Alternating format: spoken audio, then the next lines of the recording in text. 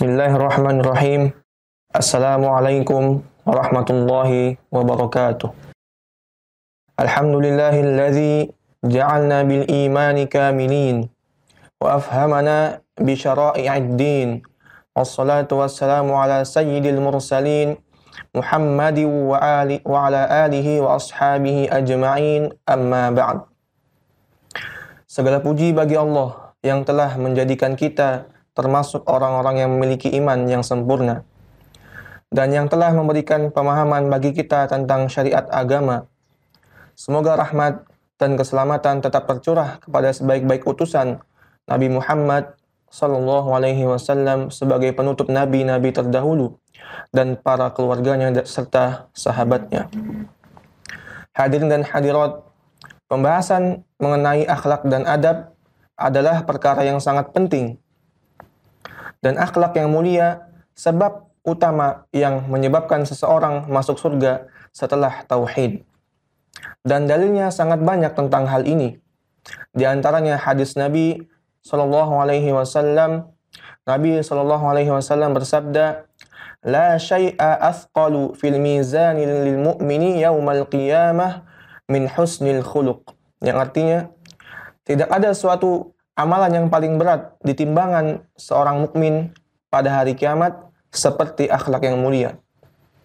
Jadi, amalan yang paling berat untuk diletakkan di timbangan pada hari kiamat adalah akhlak yang mulia. Ini menunjukkan akhlak mulia sangat memberatkan timbangan kebaikan pada hari kiamat. Dan ini menunjukkan bahwasannya akhlak mulia adalah sebab utama untuk masuk surga. Bahkan, dalam banyak hadis Nabi mengaitkan kebaikan dengan akhlak yang mulia. Saya akan membacakan hadis-hadis tersebut. Hadis yang pertama, Nabi SAW bersabda, "Akmalul mu'mini imanan ahsanuhum khuluqa." Yang artinya, orang mukmin yang paling sempurna imannya adalah orang yang paling baik akhlaknya. Semakin tinggi iman seseorang, semakin tinggi surganya. Ternyata Nabi menjadikan barometer iman seseorang yang paling tinggi adalah yang paling baik akhlaknya. Kemudian Nabi juga bersabda sallallahu alaihi wasallam, "Inna min ahabbikum ilayya wa aqrabikum minni majlisan yaumal qiyamah ahasinukum akhlaqa." Yang artinya, sesungguhnya orang yang paling aku cintai dan orang yang paling dekat denganku pada hari kiamat kelak adalah orang yang paling baik akhlaknya.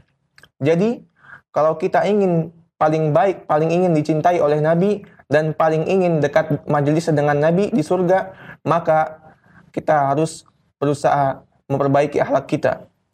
Bayangkan, Nabi menjadikan barometer dekatnya seseorang dengan Nabi pada hari kiamat adalah akhlak yang mulia. Kemudian Nabi bersabda sallallahu alaihi wasallam, "Khairul muslimina man salimal muslimuna min lisanihi wa yadihi." Yang artinya, sebaik-baik orang Islam adalah orang yang kaum muslimin selamat dari gangguan lisannya dan gangguan tangannya. Di sini lagi-lagi Nabi mengatakan sebaik-baik orang Islam. Jadi, kalau ingin menjadikan seorang muslim yang terbaik, maka jangan mengganggu orang, jangan mengganggu dengan tangannya, jangan mengolok-olok orang, jangan menyakiti hati orang, jangan mencela orang, jangan menyinggung orang. Ini semua berkaitan dengan apa? Dengan akhlak. Kemudian Nabi SAW bersabda lagi, "Khairun nasi khairuhum qada'an." Yang artinya, sebaik-baik manusia adalah yang terbaik dalam melunasi hutang. Dia punya utang, dia mudah untuk melunasi.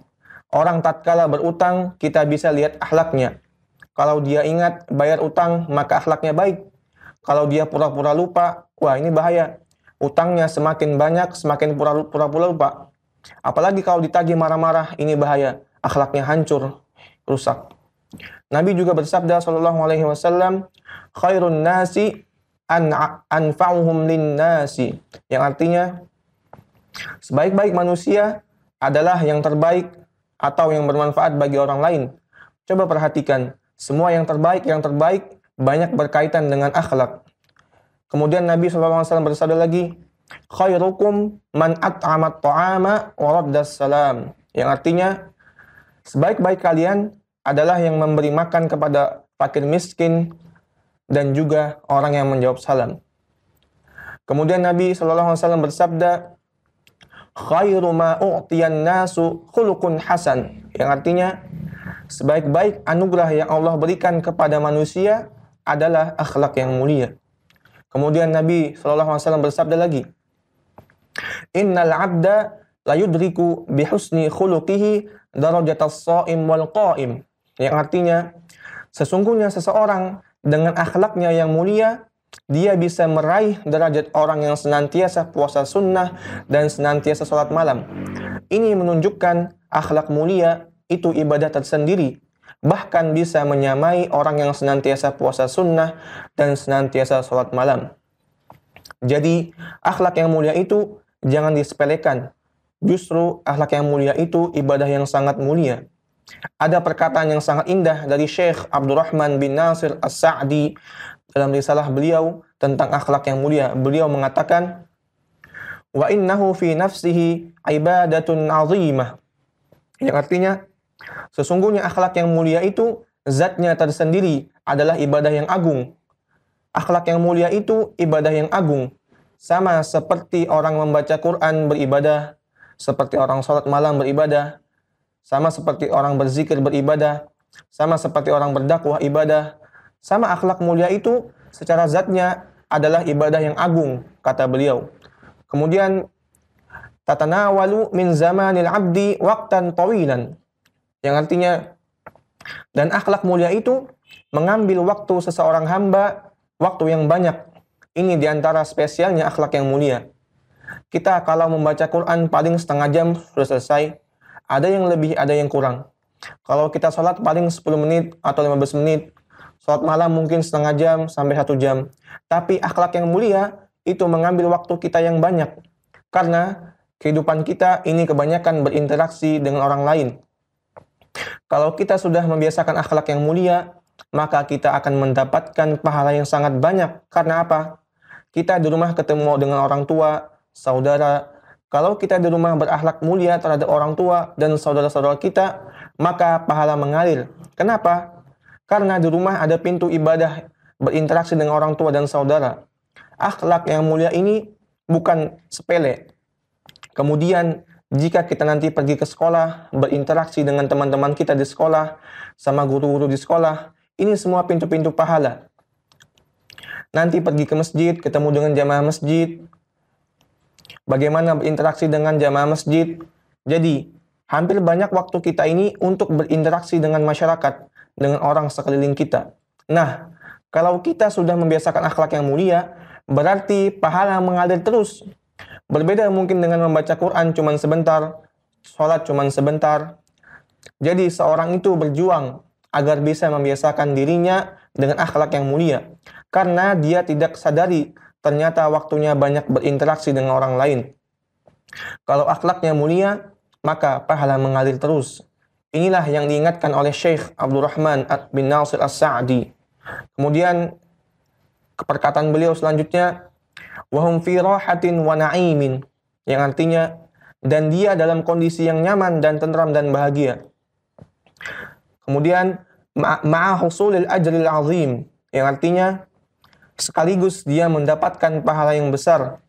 Jadi orang yang berakhlak mulia itu dalam kondisi tentram, tidak stres. Karena apa? Akhlaknya mulia, murah senyum, sabar. Kalau ada musibah sabar, innalillahi wa inna ilaihi raji'un. Diomelin orang sabar, orang itu bahagia. Tapi kalau orang suka marah-marah, ngamuk-ngamuk, dendam, itu orang yang paling menderita. Mau tidur, dendam dulu. Ingat si fulan kurang ajar, dendam dulu. Ini sebenarnya orang seperti ini cepat mati, kena stroke, kena gula, kolesterol, dan lain-lain. Karena itu Rasulullah SAW bersabda, innal fil jasadi mudghah, idza salahat, salahal jasadu kullu, wa idza fasadal jasadu kullu, ala wahyal qalb. Sesungguhnya dalam jasad manusia itu ada segumpal daging. Jika daging itu baik, maka baiklah seluruh tubuhnya. Jika dia buruk, maka buruklah seluruh tubuhnya. Apakah daging itu? Yaitu hati. Jadi kalau hati kita sering mendendam, ya berarti berpotensi kena penyakit banyak kita.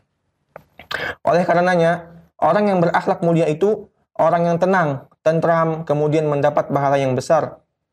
Ini semua saya sampaikan agar kita yakin bahwasannya akhlak yang mulia itu ibadah. Berakhlak itu ibadah yang sangat mulia. Agar kita tahu bahwasannya Allah meletakkan pahala bukan cuma pada baca Quran, bukan cuma pada sholat malam, bukan cuma pada puasa sunnah. Tapi interaksi kita dengan orang lain, dengan akhlak yang mulia, itu membuka pintu-pintu pahala yang sangat luar biasa. Tadi sudah saya sebutkan bagaimana Allah mengkaitkan kebaikan seseorang hamba dengan interaksinya akhlak mulia dengan orang lain. Dan sekarang saya akan bacakan beberapa hadis tentang adab yang ada di Bulughul Maram di bab terakhir, yaitu di Kitabul Jami bab adab. Hadis yang pertama, An Abi Hurairah radhiyallahu anhu qala Rasulullah sallallahu alaihi wasallam, haqqul muslimi 'alal muslimi sittun. Dari Abi Hurairah radhiyallahu anhu, Rasulullah SAW bersabda, haqqul muslimi 'alal muslimi sittun. Hak seorang muslim terhadap seorang muslim lainnya ada 6. Yang pertama, idza laqitahu fasallim alaihi. Yang pertama yaitu jika engkau menemui seorang muslim maka ucapkanlah salam kepadanya. Ini hak yang pertama. Yang kedua, wa idza da'aka fa'ajibhu. Dan apabila seorang mengundangmu maka penuhilah undangannya. Ini hak yang kedua. Dan hak yang ketiga, wa idza stansahaka fansahhu. Hak yang ketiga, dan apabila seorang muslim meminta nasihat, maka berilah dia nasihat dengan tulus. Dan hak yang keempat, wa idza atasa fahamidallaha fasammithu. Dalam riwayat lain, fashammithu. Hak yang keempat yaitu, dan jika seorang muslim bersin dan mengucapkan alhamdulillah, maka balaslah dengan doa irhamukallah. Dan hak yang kelima, wa idza marida fa'udhu. Dan jika seorang muslim itu sakit, maka jenguklah dia. Dan hak yang terakhir yang keenam, wa idza mata fatba'hu. Dan jika dia meninggal, maka ikutilah jenazahnya, yaitu disalatkan, diantarkan ke kuburan. Saya ulang, hak yang pertama, jika kita menemui seorang muslim, maka ucapkanlah salam kepadanya. Hak yang kedua, jika seorang muslim mengundang kita, maka kita penuhilah undangannya. Hak yang ketiga, jika seorang muslim meminta nasihat kepada kita, maka kita berilah nasihat yang tulus. Hak yang keempat, jika seseorang bersin, lalu dia mengucapkan alhamdulillah, maka kita mendoakan dengan rahmat, yaitu yarhamukallah. Hak yang kelima, jika seorang muslim itu sakit, maka jenguklah dia. Hak yang keenam, jika seorang muslim itu meninggal, maka antarkanlah jenazahnya atau ikutilah jenazahnya. Tayyib, kita akan bahas satu persatu. Yang pertama, salam merupakan amal soleh yang sangat mulia. Nabi SAW bersabda, la tadkhulunal jannata hatta tu'minu. Kalian tidak akan masuk surga sampai kalian beriman. Wala tu'minu hatta tahabbu. Dan kalian tidak beriman sampai kalian saling mencintai. Awala adullukum ala syai'in idza fa'altumuhu tahabbtum. Maukah aku tunjukkan kepada kalian suatu amalan yang jika kalian melakukannya, kalian akan saling mencintai. Kemudian Rasulullah SAW bersabda, afshus salama bainakum. Yaitu, tebarkanlah salam di antara kalian. Ya, jadi kita ucapkan salam, ketemu orang salam, itu akan menumbuhkan rasa cinta kasih di antara kita, memperkuat hubungan kaum muslimin. Jadi, salam ini bukan perkara yang sepele. Salam ini hal yang diperhatikan oleh Nabi sejak awal dakwah beliau. Oleh karenanya, waktu Nabi pertama kali dakwah ke kota Madinah, Nabi menjelaskan tentang pentingnya salam. Kata Abdullah bin Salam, dia berkata, jadi Abdullah bin Salam ini adalah seorang Yahudi dulunya. Dan orang-orang mengatakan, Muhammad kadzdzab, Muhammad kadzdzab, Muhammad pendusta, Muhammad pendusta. Maka Abdullah bin Salam berkata, lamma qadiban nabiyyu al-Madinata, ketika Nabi SAW datang ke Madinah, jitu, aku pun datang untuk melihat Nabi. Falamma tabayyantu wajhahu, araftu anna wajhahu laisa biwajhi kadzdzab. Yang artinya, maka saya tatkala memperhatikan wajah Muhammad, saya tahu ini bukan wajah pendusta ini, orang jujur ini. Fakana awwalu ma qala, maka dahulu pertama kali apa yang dikatakan Nabi SAW ketika masuk kota Madinah adalah ayuhan nasu afshus salam.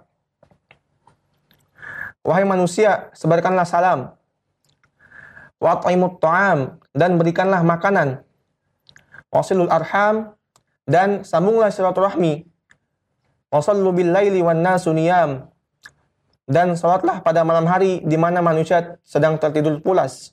Tadkhulunal jannata bis salam, kalian akan masuk surga dengan selamat. Jadi salam itu bisa merubah akhlak seseorang, menambah saling cinta, menghilangkan penyakit-penyakit hati. Maka kalau kita ketemu orang, ucapkan apa? Ucapkan salam. Makanya Nabi ingatkan di antara tanda-tanda hari kiamat yaitu taslimul khassah.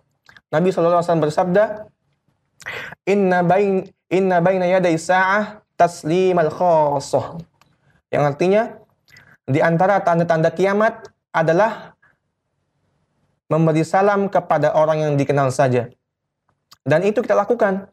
Kita pelaku tanda-tanda kiamat tersebut.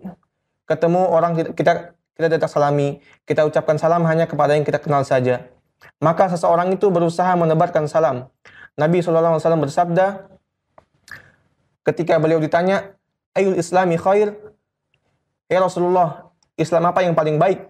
Kemudian beliau menjawab, Tut'imut ta'am, engkau memberikan makanan kepada fakir miskin, wa taqra'us salama ala man arafta wa man la ta'rif, dan engkau mengucapkan salam kepada orang yang engkau kenal dan yang tidak engkau kenal. Dan di antara adab salam adalah seperti yang beliau sabdakan. Rasulullah SAW bersabda, An Abi Hurairah radhiyallahu anhu qala Rasulullah sallallahu alaihi wasallam liyusallim as-saghiru 'alal kabir wal maru 'alal qa'idi wal qalilu 'alal katsir wa fi riwayatin lil muslimin warraqib 'alal mashi.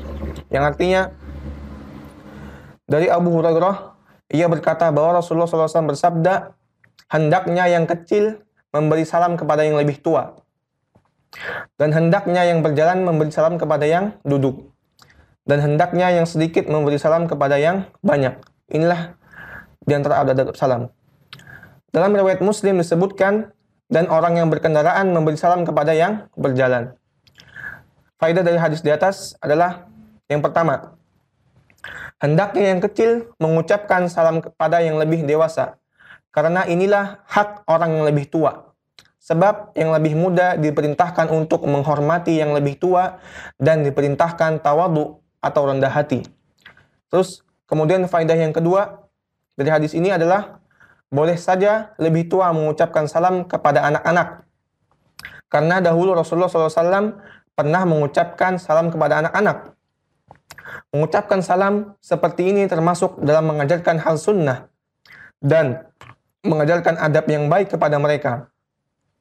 Sehingga nantinya ketika sudah dewasa terbiasa untuk mempraktikkan adab salam. Namun anak kecil kalau diberi salam tidak dibebani wajib untuk menjawabnya karena ia belum dikenakan hukum syariat. Akan tetapi sesuai adab, anak kecil tersebut disunnahkan menjawabnya. Faedah yang ketiga, orang yang berjalan hendaknya memberi salam kepada orang yang sedang duduk. Ini juga dimisalkan untuk orang yang masuk memberi salam kepada penghuni rumah. Faedah yang keempat, yang berjumlah sedikit dianjurkan mengucapkan salam kepada yang banyak. Faedah yang kelima, orang yang berkendaraan hendaklah mengucapkan salam kepada yang berjalan. Di antara hikmahnya adalah biar yang berkendaraan bersikap tawadu atau rendah hati, tidak merasa berderajat lebih tinggi dengan kendaraannya. Faedah yang keenam, jika derajatnya sama, misalnya sama-sama pejalan kaki atau sama-sama pengendara kendaraan, maka mereka mempunyai hukum yang sama dalam memulai salam. Sebaik-baik di antara mereka adalah yang memulai mengucapkan salam. Faedah yang ke-8, memulai mengucapkan salam menunjukkan semangatnya dalam menjalankan adab, menjalankan syariat, dan semangat untuk meraih pahala. Kemudian hak sesama muslim yang kedua yaitu faiza da'aka fa'ajibhu. Kalau dia undang kamu, maka penuhilah undangannya.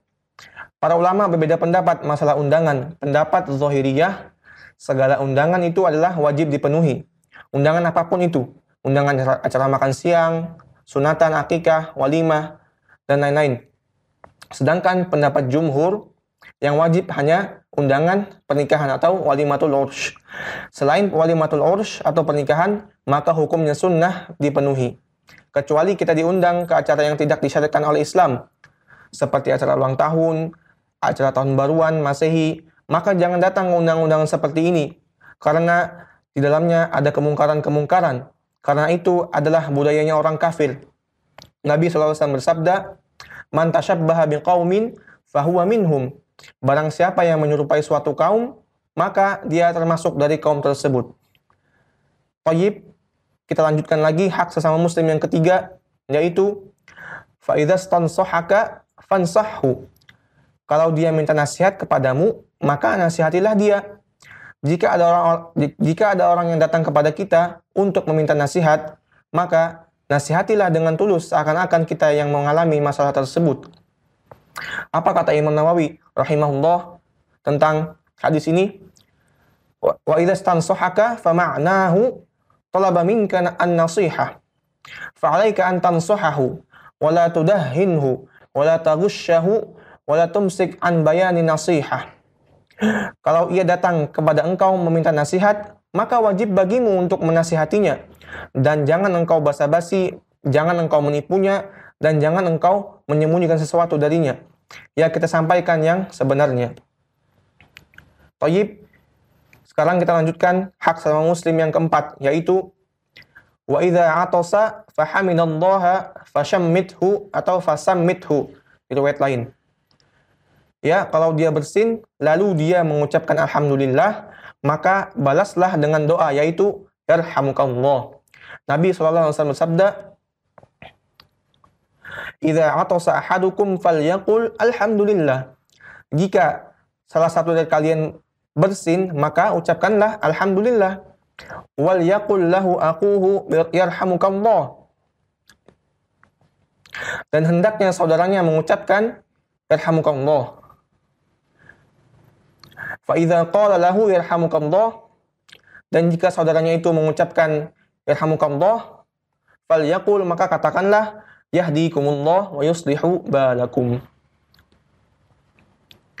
Faedah dari hadis ini adalah yang pertama, orang yang bersin diperintahkan untuk mengucapkan alhamdulillah. Karena bersin sebenarnya adalah nikmat dari Allah.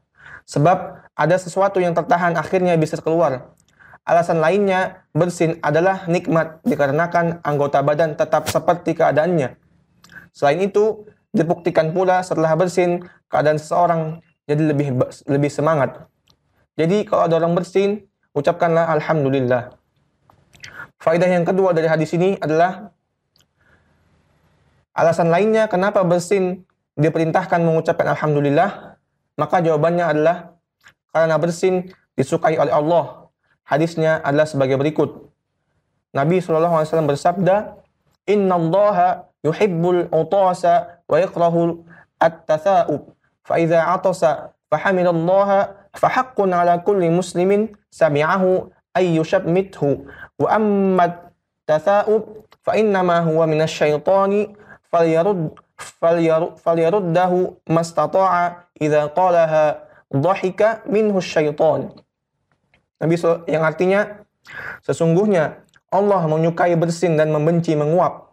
Karena apabila salah seorang dari kalian bersin lalu dia memuji Allah, maka wajib atas setiap muslim yang mendengarnya untuk mentashmitnya, yaitu mengucapkan yarhamukallah. Adapun menguap, maka dia tidaklah datang kecuali dari setan. Karenanya hendaklah menahan menguap semampunya. Jika dia sampai mengucapkan maka setan akan menertawainya. Faedah yang ketiga dari hadis ini adalah mengucapkan alhamdulillah untuk orang yang bersin adalah sunnah, mustahab, yang dianjurkan. Ulama sepakat dalam pernyataan dianjurkannya hal ini sebagaimana dikatakan oleh Imam Nawawi rahimahullah dalam kitab beliau Al-Azkar. Faedah yang keempat, Bagi yang mendengar bersin mengucapkan alhamdulillah, hendaklah ia mengucapkan yarhamukallah. Perintah mengucapkan yarhamukallah ini ada yang mengatakan wajib, ada juga yang mengatakan wajib kifayah, ada lagi ulama yang mengatakan sunnah. Namun sunnah mustahab dianjurkan kita melakukannya. Jadi jangan orang bersin dibilang corona. Jadi kita doakan yarhamukallah, bukan bilang corona. Faedah yang kelima, hendaklah orang yang bersin mengucapkan doa hidayah dan perbaikan keadaan setelah adanya doa rahmat sebelumnya, yaitu yahdikumullah wa yuslihu balakum. Faedah yang keenam, jika ada yang tidak mengucapkan alhamdulillah saat bersin, maka tidak perlu kita mendoakannya dengan yarhamukallah. Karena Nabi SAW bersabda, "Idza atasa ahadukum fahamidallaha fashammituhu, fa illam yahmadillaha fala tushammituhu." Yang artinya, jika salah seorang di antara kalian bersin lantas memuji Allah, mengucapkan alhamdulillah, maka balaslah dengan mengucapkan yarhamukallah. Jika ia tidak mengucapkan alhamdulillah, maka tidak perlu mengucapkan yarhamukallah. Faedah yang ketujuh, doa dari yang mendengar bersin adalah dengan yarhamukallah, dengan mendoakan kamu pada satu orang. Sedangkan yang bersin mengucapkan doa balasan lagi dalam bentuk jamak pada kalimat yahdikumullah wa yuslihu balakum. Apa sebabnya demikian? Jawabannya adalah doa rahmat itu pada yang bersin, sedangkan doa hidayah adalah untuk seluruh kaum mukminin. Makanya diucapkan dalam bentuk jamak. Kemudian hak sesama muslim yang kelima yaitu wa idza marida fa'udahu, yaitu kalau dia sakit maka jenguklah dia. Dan sunnah menjenguk orang sakit ini adalah hukumnya fardu kifayah. Tapi kalau orang sakit tersebut kenal dekat dengan kita, maka bisa jadi fardu ain. Misalnya sahabat kita sakit, teman dekat kita sakit, maka bisa jadi fardu ain hukumnya menjenguk. Tapi secara umum menjenguk orang sakit hukumnya adalah fardu kifayah. Yaitu jadi sebagian datang menjenguk sudah cukup. Namanya fardu kifayah. Dan ternyata pahala menjenguk orang sakit itu pahalanya sangat besar. Dalam hadis Nabi SAW bersabda, "Man 'ada maridan lam yazal fi khurfatil jannati hatta yarji'." Yang artinya, barang siapa yang menjenguk orang sakit, maka ia senantiasa berada di jalan menuju surga atau sedang memetik buah surga hingga ia kembali. Jadi, kalau kita berjalan misalnya, kawan kita misalnya di rumah sakit, kita ke sana ingin menjenguknya. Ternyata di jalan terjebak macet, 1 jam, 2 jam, baru sampai ke rumah sakit. Sejak kita keluar rumah, sampai rumah sakit, 2 jam itu, pahala jalan terus. Sampai rumah sakit, kita ngobrol sama dia, setengah jam, sejam, kita mau pulang ditahan masih. Ya sudah, ngobrol terus kita sama dia, tidak apa-apa. Kita ngobrol setengah jam dan pulang lagi 2 jam. Jadi total semua 4,5 jam. Semuanya maka pahala jalan terus ini pas setengah jam ini.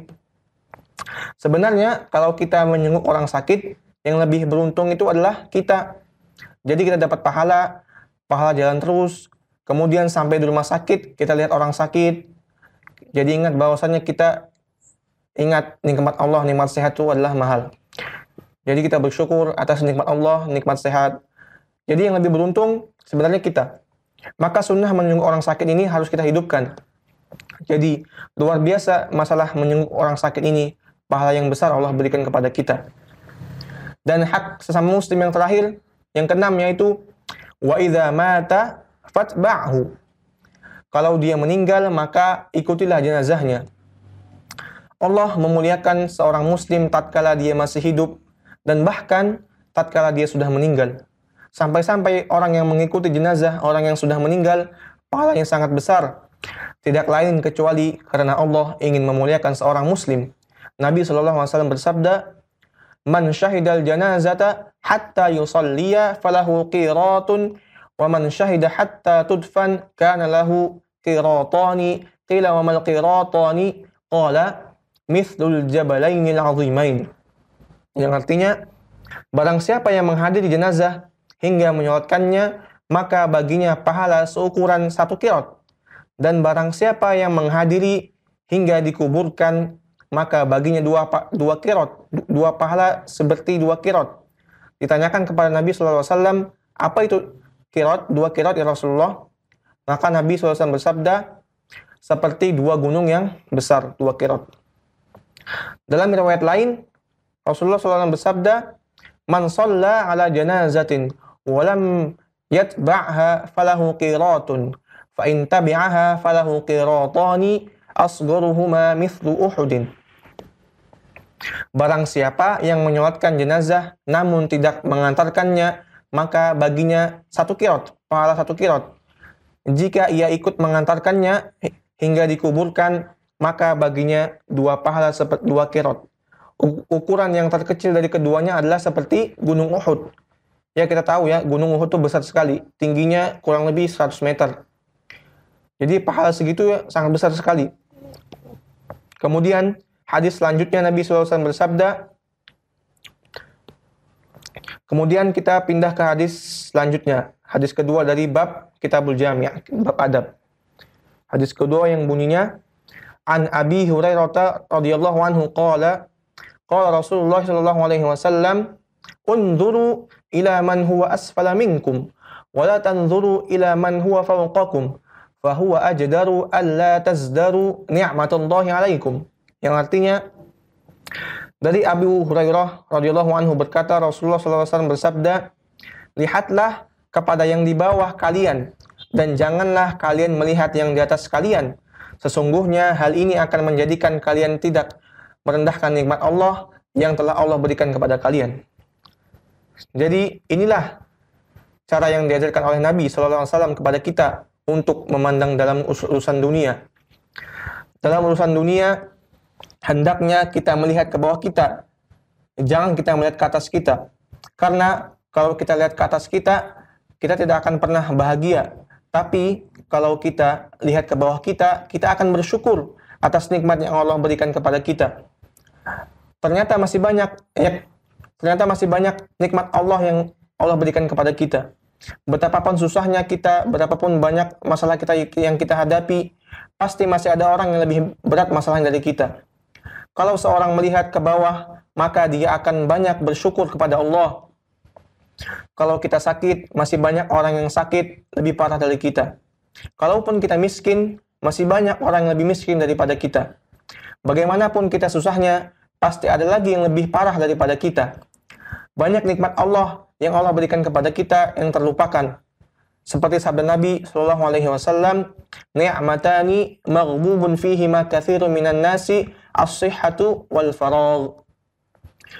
Yaitu dua kenikmatan yang banyak orang tertipu di dalamnya, yaitu adalah kesehatan dan waktu luang. Jadi nikmat kesehatan belum bisa kita syukuri dengan baik, sementara mata kita sudah melirik kepada kenikmatan-kenikmatan harta yang dimiliki oleh tetangga-tetangga kita atau teman-teman kita. Maka kapankah kita bisa bersyukur kalau begitu caranya? Maka di antara hal yang membuat kita senantiasa bersyukur adalah melihat ke bawah kita dalam masalah dunia, termasuk masalah harta. Misalnya kita merasa mempunyai kendaraan yang kurang bagus, namun lihatlah masih banyak orang yang di bawah kita yang kendaraannya lebih jelek daripada kita. Dan bisa jadi masih banyak orang yang hanya memiliki motor butut atau memiliki sepeda kayu tua. Atau bahkan masih banyak orang yang hanya bisa berjalan kaki kemana-mana karena ia tidak memiliki kendaraan sama sekali. Maka dalam hal dunia, kita semestinya melihat ke bawah, jangan melihat ke atas. Karena kalau kita melihat ke atas, maka keinginan terhadap dunia tidak akan ada habisnya. Rasulullah SAW melarang untuk melihat ke atas dalam masalah dunia. Adapun masalah akhirat, sebaliknya, syariat mengajarkan kita untuk melihat ke atas agar kita terpacu, agar kita semangat. Dalam salat kita berdoa, ihdinas siratal mustaqim. Ya Allah, berikanlah petunjuk kepadaku jalan yang lurus. Siratal ladzina an'amta alaihim, yaitu orang-orang yang Engkau berikan kenikmatan kepada mereka. Siapa mereka? Yaitu para nabi, orang-orang soleh, para siddiqin, dan para syuhada. Jadi kita bukan minta jalan orang-orang yang biasa saja. Kita bilang, ya Allah, tunjukkanlah aku kepada jalan orang-orang yang hebat, jalannya para nabi, orang-orang soleh, para siddiqin dan syuhada. Ini berarti masalah akhirat Allah memerintahkan kita untuk melihat ke atas. Oleh karenanya, tatkala Allah menyebutkan tentang surga, tentang akhirat, Allah menyuruh kita untuk berpacu dan berlomba-lomba. Apa kata Allah? Fasdabiqul khairat. Maka berlomba-lombalah dalam kebaikan. Dan Allah mengatakan wasari'u, yang artinya bersegeralah, cepatlah untuk urusan surga, maka bersainglah. Misalnya, si fulan sudah berapa juz hafalannya, kita saingi dia. Si fulan berapa sedekahnya, kita saingi dia. Maka dari itu Nabi SAW bersabda, La hasada illa ala tsnain. Yang pertama, yang artinya Rasulullah SAW bersabda, tidak ada hasad kecuali kepada dua orang. Yang pertama, rajulun atahullahu al-Qur'an fahuwa yaqumu bihi ana al-laili wa ana an-nahar. Yang pertama yaitu seseorang yang dikaruniai Allah kemampuan menghafal atau membaca Quran, lalu dia membacanya pada waktu malam dan siang. Dan yang kedua, wa rajulun a'tahullahu malan fahuwa yunfiquhu ana al-laili wa ana an-nahar. Wa ana an-nahar. Yang kedua, dan seseorang yang Allah karuniai dia harta, lalu dia menginfakkannya pada waktu malam dan siang. Yang kepada dua orang ini yang boleh hasad. Yang pertama, rajulun atahullahul Qur'an fahuwa yaqumu bihi ana al-lail wa ana an-nahar.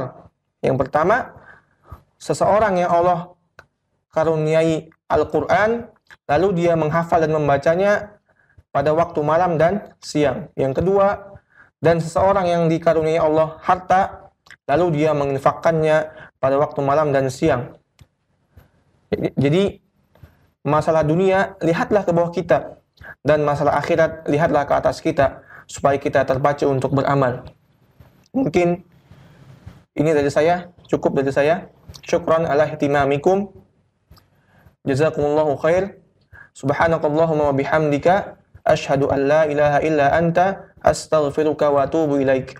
Wassalamualaikum warahmatullahi wabarakatuh.